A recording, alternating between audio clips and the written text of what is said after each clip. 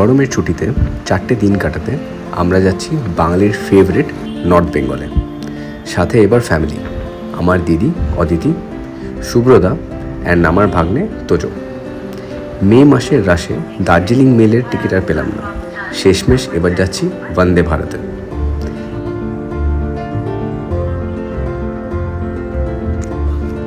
New Jalpaiguri station থেকে রওনা দিলাম আমরা আমাদের ফার্স্ট ডেস্টিনেশনের জন্য। যাব আমরা দার্জিলিং। নর্থ বেঙ্গল ঘুরতে যাওয়ার উত্তেজনাটা এই ভিউ থেকেই স্টার্ট হয় সব বাঙালিদের জন্য। আর অল্প এলিভেশন গেইন হলেই সেই নস্টালজিক ফিলিং, চারিপাশটা মেঘে ঢাকা, অ্যান্ড তার সাথে ফাইনালি একটা হালকা শীত। বাট ট্রেডিশন বজায় রাখতে একটা স্টপ তো দিতেই হবে। আর আমরা থামলাম মার্গারেটস ডেকে।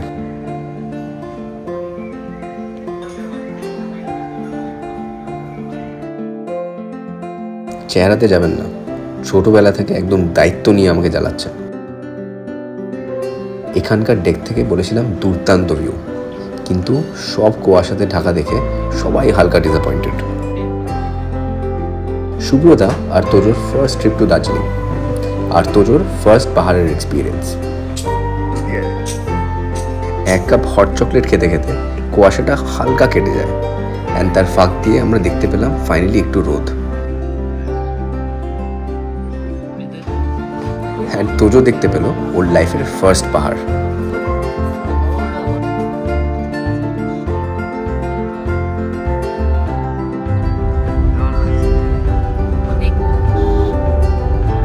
দার্জিলিং পৌঁছে মনে হলো এটা দার্জিলিং না, কলকাতার দুর্গা পুজো। সব খাচ্ছি আমরা লাইন দিয়ে। চারিদিকে জাস্ট প্রচুর লোক। গ্লেনারিজের ভেতরে ভিড় দেখে ভেতরে ঢোকার সাহস তো আর পেলামই না। আমরা ঠিক করলাম আগে সব থেকে গুরুত্বপূর্ণ কাজটা সেরে ফেলি, চায়ের শপিং। শপিং শেষ করে আমি সবাইকে নিয়ে গেলাম আমার ফেভারিট জায়গায়, মল রোড ক্রস করে মর্নিং হেলথ ক্লাব।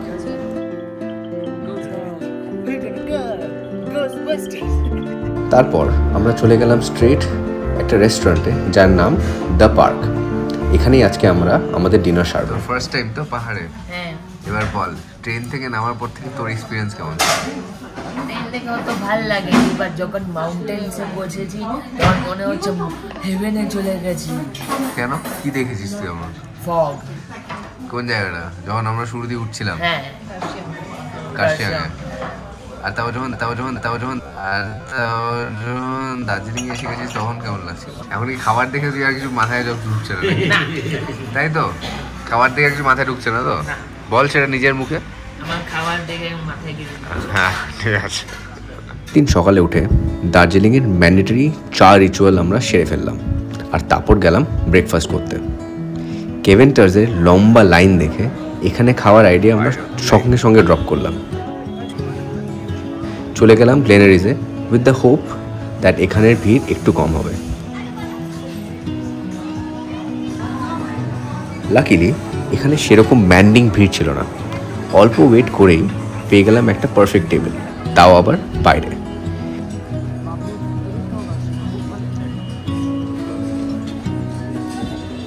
সেই ফেমাস বাট ভীষণই অ্যাভারেজ ইংলিশ ব্রেকফাস্ট করে আমরা বেরিয়ে পড়লাম পায়ে হেঁটে দার্জিলিং এক্সপ্লোর করতে। মল রোডে পৌঁছানোর আগে আমার চোখে পড়লো এই খুব ইন্টারেস্টিং একটা দোকান। মনে হলো অন্য সব দোকান থেকে এটা বেশ ইউনিক। প্রমোট করছি না, নিজের খুব ভাল লেগেছে বলে এখানে জাস্ট শেয়ার করলাম।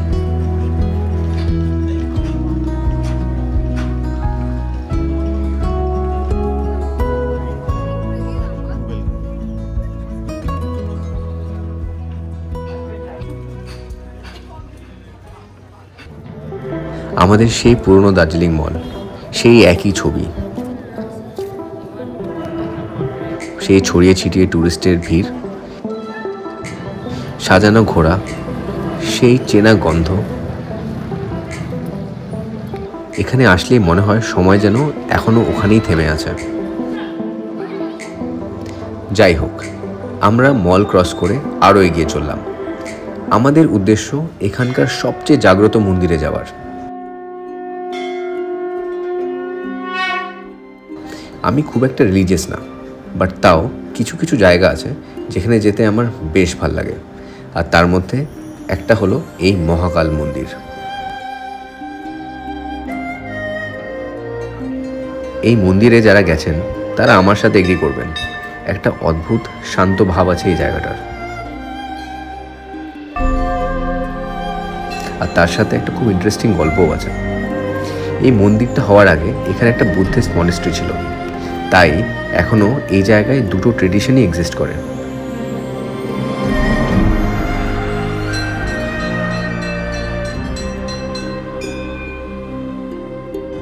আজও এখানে আসলে আপনি দেখবেন বুদ্ধিস্ট মঙ্করা আর হিন্দু পণ্ডিতেরা একসাথে পাশাপাশি এখানে পুজো আর প্রার্থনা করে।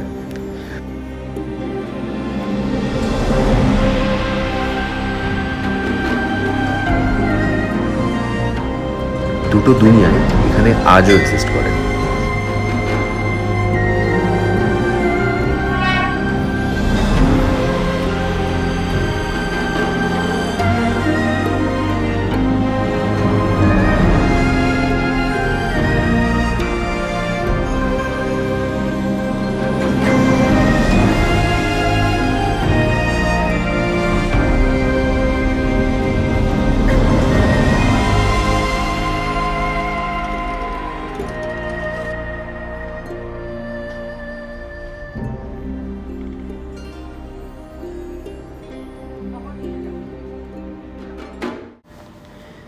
মহাকাল মন্দির দর্শন করে আমরা যতক্ষণে নিচে নামলাম পুরো এরিয়াটা মেঘে ঢেকে যায় আর হালকা বৃষ্টিও নেমে আসে। দারুণ লাগছে, দারুণ। পাহাড়ের বৃষ্টি দেখলাম, পাহাড়ের বৃষ্টি। ফার্স্ট টাইম দেখছিস? হ্যাঁ। এক দেখিসনি? না।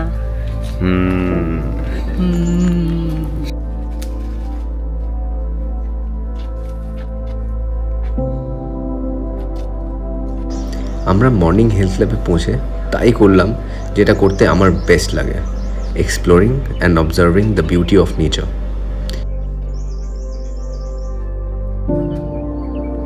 খুবই সিম্পল জিনিস যা আমরা জেনারেলি রেগুলার লাইফে ইগনোর করে থাকি।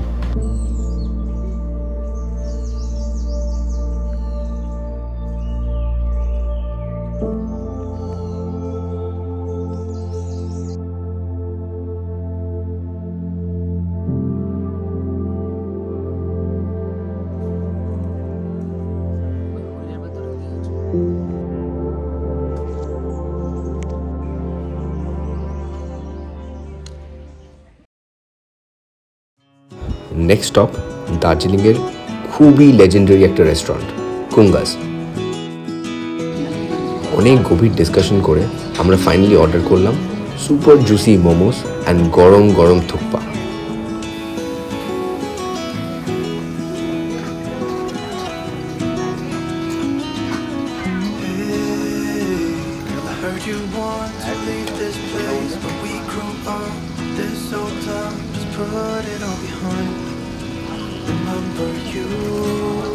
দার্জিলিং এসে যদি এখানে খাওয়াটা না হয় তাহলে দার্জিলিংয়ের ট্রিপটা একটু ইনকমপ্লিটই বলা যেতে পারে।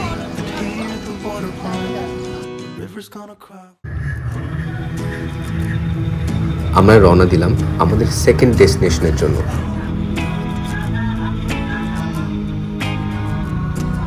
আজকে আমরা যাব গুম্বাদারা।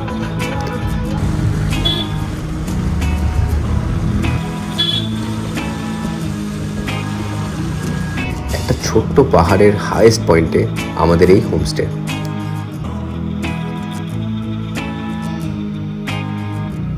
চারিদিকে চা বাগান আর সামনে কাঞ্চনজঙ্ঘার ভিউ, যদিও সেটা এখন ফগে ঢাকা।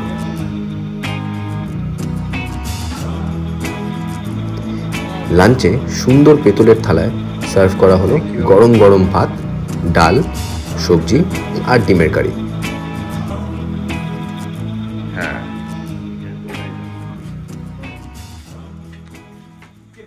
নতুন জায়গা এক্সপ্লোর করতে আমার বরাবরই দারুণ লাগে, তাই আমরা যে শুনলাম যে কাছেই একটা খুব পুরনো মনেস্ট্রি আছে আর যাওয়ার পথে পড়বে একটা পাইন ট্রি ফরেস্ট, ভীষণ এক্সাইটেড হয়ে সময় ওয়েস্ট না করে আমরা বেরিয়ে পড়লাম সেই মনেস্ট্রির উদ্দেশ্যে।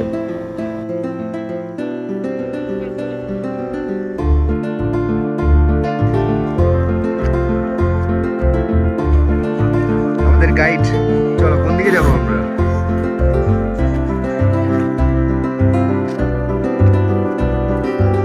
তো কোথায় যাচ্ছি আমরা? Pine tree forest. Pine tree forest না, আমরা মনেস্ট্রি যাচ্ছি। এখন আমরা যাবো, দেখাচ্ছি কোন দিক দিয়ে। এই রাস্তা দিয়ে সোজা যাবো, বাট আইডিয়ালি আমরা এই পাইন ফরেস্টটা ক্রস করে এর পেছনে মনেস্ট্রি। আর কি সুন্দর জায়গাটা ম্যান। আমরা পাইন ফরেস্ট এসে গেছি। ও ইয়েস, আমাদের পেছনে pine forest. Let's go, let's go. This is our pine forest. Wow.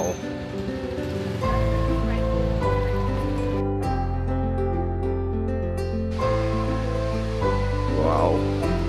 কি তোজো কেমন লাগছে? এরকম মনে হচ্ছে আমরা ফাইনাল ডেস্টিনেশন পৌঁছে গেছি। ফাইনাল ডেস্টিনেশন পৌঁছে গেছি। এটা হচ্ছে আমার মামা, যেটা ফটো তুলছে এখন। হ্যাঁ জানি জানি। আর ক্যামেরাম্যানটাকে? ক্যামেরাম্যানটা মামু, আর ফটো তোলার ক্যামেরাটা হচ্ছে আমার বাবা। আর তুই কে? আমি হচ্ছে শ্রীকান্ত দে, নিকনেম তোজো। চলো দেখা ছেড়ে দিয়ে চলে যাবো। আমি মরে যাবো। কোথায় যেন মরবি? এতে এতগুলো লোক আসছে, কাউকে বলবি লিফট দিতে? না দিলে দিয়ে দেবে। কেমন করে প্লিজ করবি দেখা? দেখি বুঝো আরেকবার।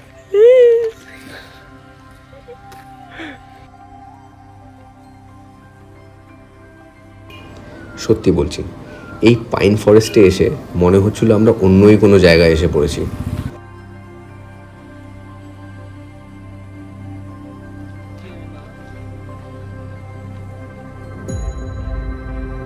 এই উঁচু উঁচু পাইন ট্রিগুলো দেখে আমরা কমপ্লিটলি স্পেল বাউন্ড।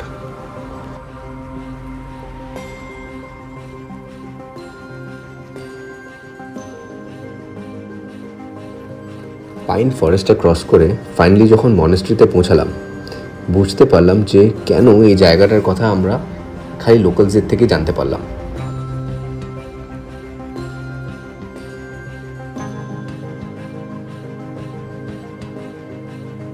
ভীষণই রিমোট, খুবই সাধারণ, কিন্তু অ্যাট দ্য সেম টাইম খুবই ডিফারেন্ট অরা। ট্যুরিস্টের কোনো চিহ্ন নেই।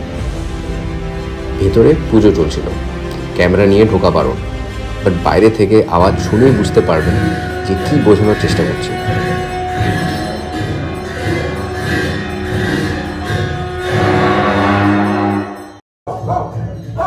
মনেস্ট্রির পেছন দিকটা।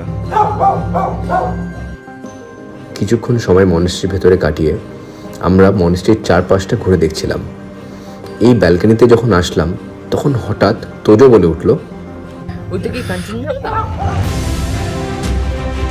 বাজে ওয়েদারের জন্য আমরা লাস্ট দুদিন ধরে কাঞ্চনজঙ্ঘার কোনো দেখা পাইনি। খুবই অল্প দেখা গেলেও এইটা দেখেই আমরা ভীষণ খুশি হয়ে গেলাম। মনেস্ট্রিতে আসা আমাদের সার্থক।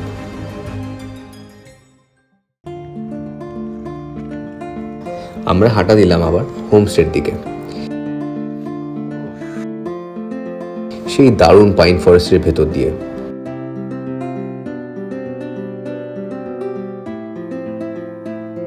বাট হোমস্টের কাছে এসে এই দারুণ সানসেটটা দেখে থামতেই হলো।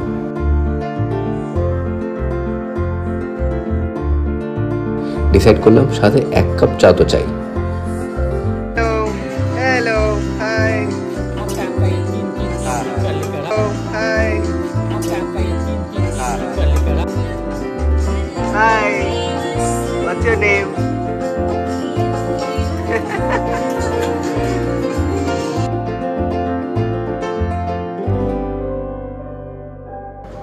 চা খেয়ে হোমস্টেতে ফিরে আরাম করে এই দুর্দান্ত সানসেটটা আমরা এনজয় করলাম।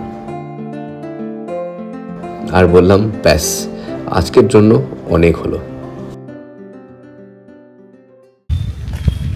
তো আজকে সকাল সকাল উঠেছিলাম আমরা অ্যারাউন্ড 5 o'clock। অবজেক্টিভ ছিল দেখবো আমরা Kanchenjunga, but obviously it requires lot of luck, because এখানে অনেক দিন ধরে it's been very cloudy and দেখা যাচ্ছিল না।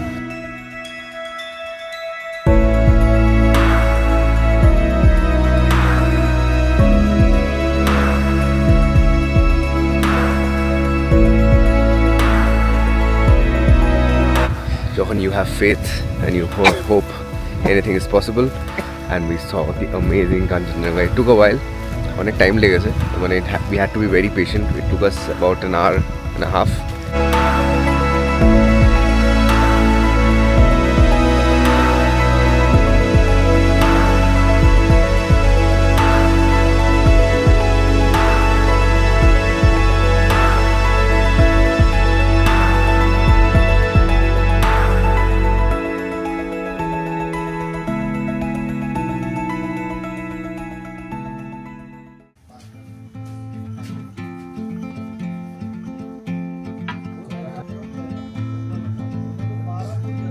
ব্রেকফাস্টটা সেরে তোজোর সাথে অল্প বদমাইশি করে আমরা বেরোলাম গুম্বাদারার একটা ফাইনাল বার এক্সপ্লোর করতে।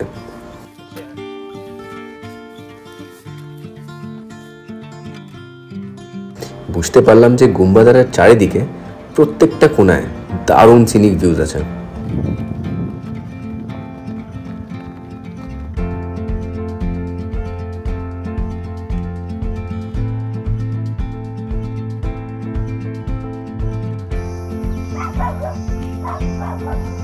তারপর এরকম ওয়েদার, পুরো ব্যাপারটাই যেন একদম পারফেক্ট।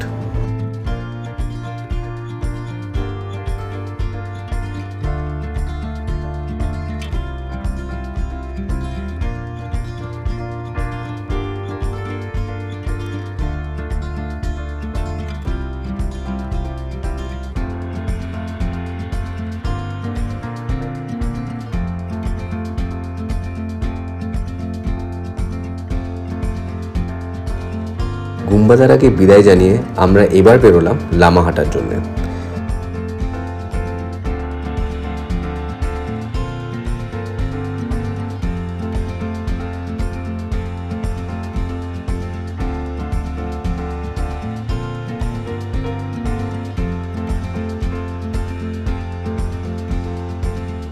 বাট পথে পড়লো লামাহাটা ইকো পার্ক। মাত্র 15 টাকা দিয়ে টিকিট কেটে আমরা এই পার্কে ঢুকলাম।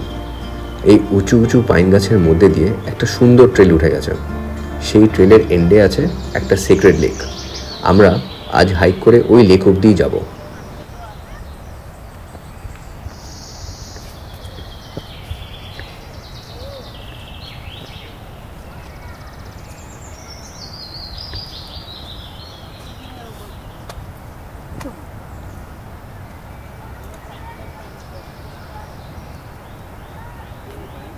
আমি অনেক হাইক করেছি লাইফে, বাট আমার দিদি আর তোজোর জন্য এটা লাইফে ফার্স্ট।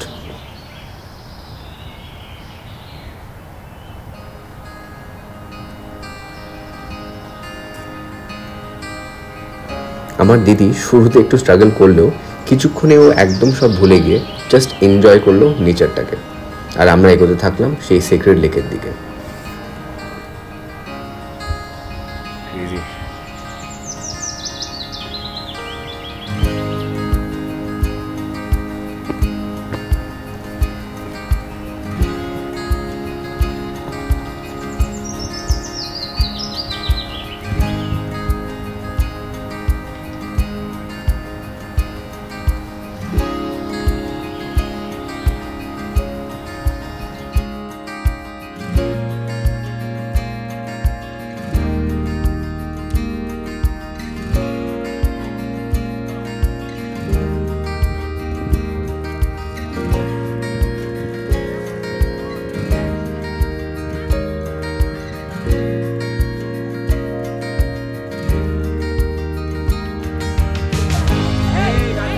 এই সিক্রেট লেকটা বেশি বড় না হলেও খুব সুন্দর করে বাঁধানো।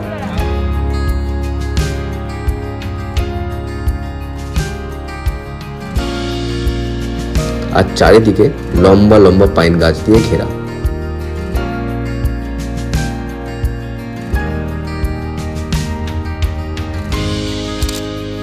কিছু সময় আমরা এখানে কাটিয়ে কিছু সুন্দর সুন্দর মেমোরিজ বানিয়ে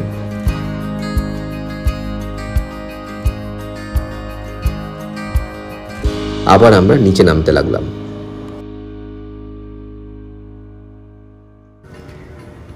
লামাহাটা যাওয়ার রাস্তাটা দুর্দান্ত ছিল। আর তার সাথে এরকম ওয়েদার।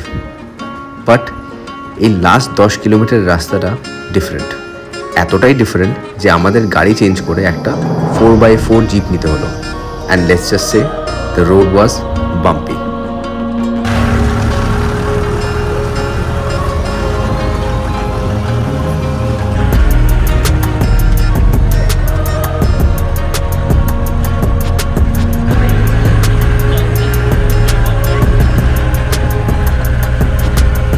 কেমন লাগছে আমার দুজোকে দেখ, আননেসেসারি হিলছে বেশি বেশি করে। হ্যাঁ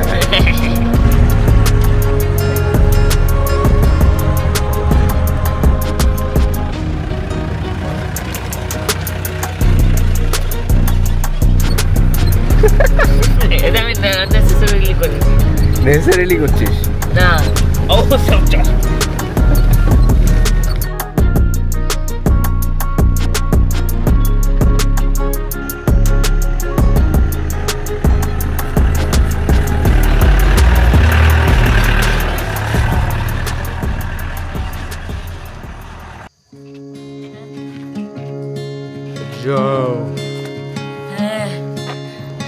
এই এপিক জার্নি করে আমরা ফাইনালি পৌঁছালাম লামাহাটা ফার্ম।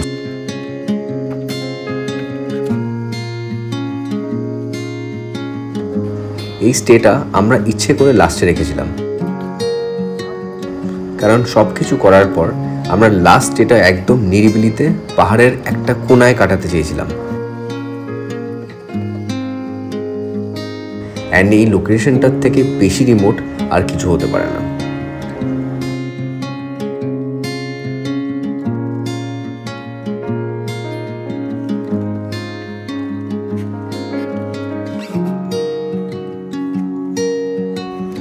এই জায়গাটা এত রিমোট হওয়ার সত্ত্বেও এখানে সব রকমের লাক্সারিজ ছিল। বাট মোর ইম্পর্টেন্টলি এই জায়গায় আছে peace and tranquillity. Cottage number 7 has to be 7, always 7। তো ভিতরটা দেখি,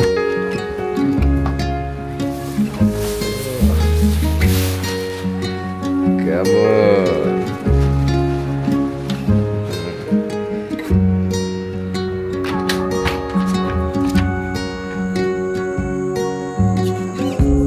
বেস্ট ব্যাপার হচ্ছে তো ভিউ।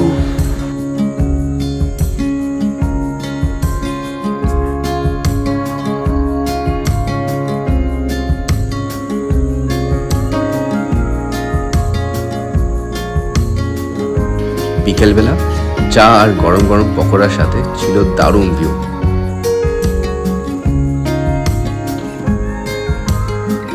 রাত নেমে আসার পর ডিনার করে we called it a night.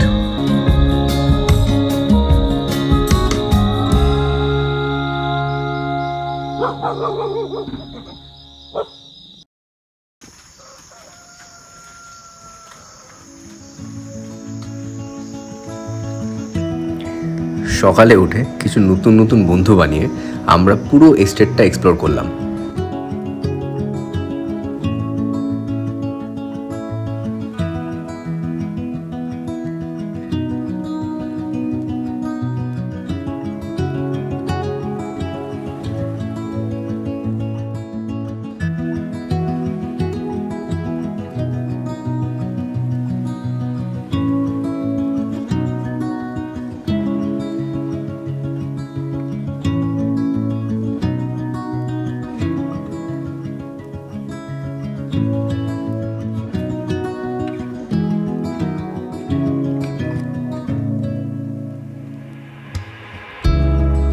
আর ঠিক কিছুক্ষণের মধ্যেই এই পরিষ্কার আকাশটা পুরো মেঘে ঢেকে গেল, আর পুরো জায়গাটা যেন ট্রান্সফর্ম হয়ে গেল একটা গ্রিন প্যারাডাইসে।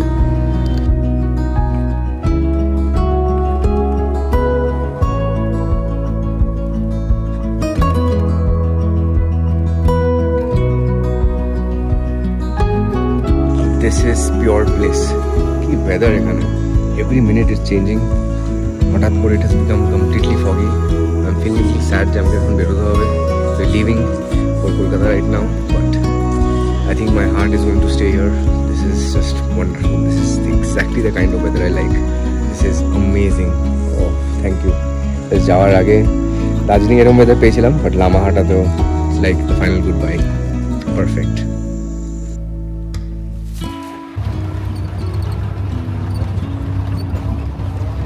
লামাহাটা ফার্মসের মায়া ত্যাগ করে আমরা এবার সেই অ্যাডভেঞ্চারাস রাস্তায় বেরিয়ে পড়লাম, বাট এবার আমরা ফেরত যাচ্ছি শিলিগুড়ির দিকে।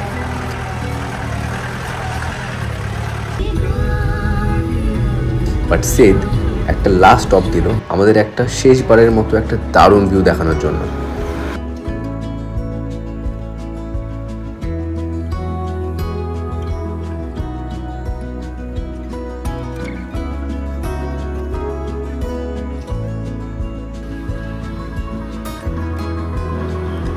এই হলিডেটা ছিল all about spending beautiful time with family, and আমরা ফেরত যাচ্ছি with a lot of memories.